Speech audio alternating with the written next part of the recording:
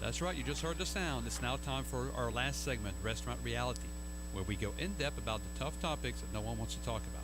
We'll provide our listeners with first hand accounts on buying or selling restaurants and everything in between. And education, such as education and much more. Sorry, Robin, take us off. Okay, well, Eric, we heard the trends today from some of the most insightful minds in the industry. Peter Romeo is just an amazing individual, but the reality of the industry and today's show is that the trends may come and go every year, but staying in this business, maintaining profitability, and actually growing your business is very hard work. It's not a trendy thing, it's just hard work. Yeah, and you have to stay current. And that doesn't mean that you have to spend a tremendous amount of time, researching and trial and error on your own. There's so many resources. I mean, Peter talked about that today. You go to their website, restaurant businesses. They have so many areas for if you're quick service, you're in fast casual, you're in independent restaurant, you're family dining, casual dining, fine dining. They have segments for each one of them. You can go read. I'll make you guys a little personal confession here today. Every morning I get up and I eat breakfast, like most of you do. There is a magazine, a publication for this industry that I read every single morning, 7 days a week. I love it. I'm passionate about it, and I learn so much. A lot of people say, "How do you learn all this stuff?" Well, a lot of it is by reading, and you guys can do the same. All of you get up and get a cup of coffee, get a breakfast, something. You can be at the gym, on your treadmill, on your elliptical.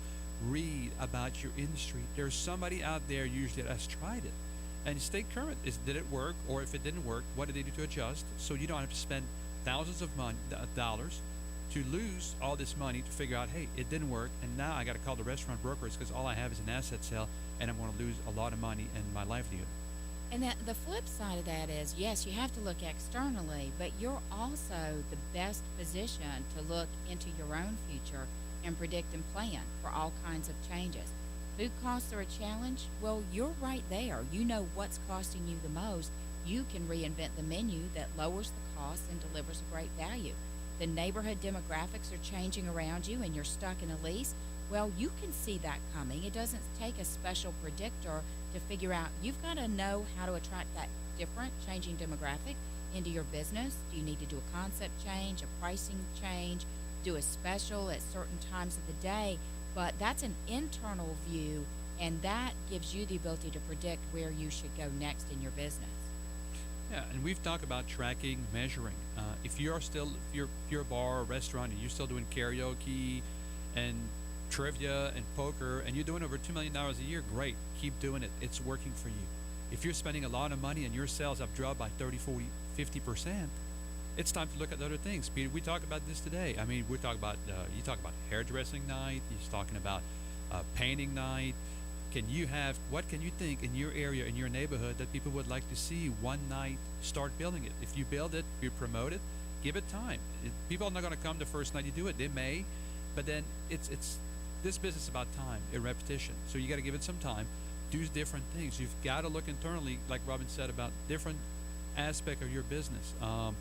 Peter also mentioned today about buns, bread, and you can say, hey, there's no way I can bake bread in my own place. Well, if Subway can do it in at less than 1,000 square foot and have fresh baked bread every couple hours, I'm sure you can talk to your food providers, to people around you, and figure out a way to have fresher bread. Or is there a great bakery in your area that you can buy the bread from them and go pick it up every morning? If there's a will, there's a way. But like Robin said, you must sit down, take a minute, take a deep breath, look at it from a very objective perspective. Be hard on yourself, not just be complimentary. Robin, we talk to so many owners and they're so proud of themselves, but sometimes their pride get in the way of future success. Is that right? That's true. And the other thing is, don't be afraid to look at the pure hard data. Most restaurant operators have a POS system.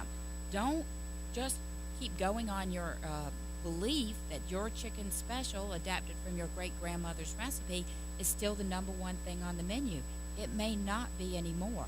Your POS system is going to tell you how people are reacting to pricing, to plating, to specials, and more. And then you can just take that knowledge and turn it into the right thing for you. I'll give you a great example, Eric. We went to dinner a couple of weeks ago on a Monday night, went to a great little restaurant we've been to many times. Then we walked up to the desk and asked for a seat, and they asked if we had a reservation. It was a Monday night. Monday night's the slowest night in the restaurant business because everybody comes off the weekend. They don't go out on Monday night. But this restaurant, which is a Tampa's place, had figured out a way to do a all you can eat Monday night menu, and they were packed out. And that's an operator who takes the reality of what's happening in his business and says, I got to pay for lights, I got to pay for heat, I've got to pay for staffing, I got to pay for food. How do I bring people in the door? And they make it work. That's an innovator in the business. That's right. And again, it's part of measuring. You probably saw his numbers. Say, oh, Monday night we're doing terrible. What am I going to do to make it my number one night? I have so many owners of that. We have an owner that had a sports bar. They did $5 hamburgers on Monday. They went from $1,200 that night to over $6,000 a night. Measure yourself in these kind of ways. I mean, I just spoke recently to an owner, and he's talking about leaving the industry, and we've talked to him. I said, how well are you doing? Well, I'm doing really good. I'm paying all my bills, and it's doing great. I said, what are your sales? He tells me the sales are XYZ. I says, okay. How much money are you making? I don't know. I just know that I have enough to pay the bills. And I said, well, how much do you pay yourself? He says, $250 every other week. Folks, if you do the math real quick on that, that is less than minimum wage. But this guy in his mind, he's doing great. He said, the sales are up. We're doing good. 2 years like this. And he said, I'm tired. Yes, you are. You are working so hard for no good reason. You're not really sure where to go because you're not measuring things. You just know you pay your bills. That is not good enough anymore in this world. You have to measure things. The competition everywhere you are in this country, the competition has increased. And that's the reality of the restaurant business. And some of you are ready to get into it. And remember, we're going to give you the unbridled truth. But the bottom line is it is also an incredibly fun industry where you're surrounded by great people and you're learning all the time. And we've got plenty of listings out there for you to take a look at. We just listed a Fort Lauderdale, Florida pizza place for just $99,000. It's a great space. It's a steal in an excellent Broward County location. It's ready for a new owner today. Yeah, and according to our broker down in South Florida, it's always sunny down there, Robin. So it's guaranteed. If it rains, they give you a tax break, according to them. Okay, well, it's not sunny in Colorado, and our Colorado office has signed a great listing for a cafe in Breckenridge. So, okay, now you can hang out with the celebrities on the slopes, stay at the high-priced ski resorts, attract the tourists, and more. And this one's on the market for only $149,000. That is a great deal. We also have in Atlanta, Georgia, a franchise sandwich shop making good money, over $124,000 a year in income for an owner-operator. Probably qualify for some financing. Means that between 20 and 30% down, you can buy this place, and you can have a great lifestyle. The sandwich business is very good, very fun. It's also good hours. If you like to be with your family in the evening, that's probably a good one for you. And that is for sale, Robin, for $375,000. You know, if you want to be on our email list and learn about the best listings that we have out there the minute that they come on the market, now we're going to tell you. We'll tell you the reality of the business. We'll also get some great guests on here. So we're trying to give you the full scale view of the restaurant industry. But you can go onto our website at WeSellRestaurants.com, register as a buyer. You can electronically look at listings, sign the confidentiality agreement, and learn more about them.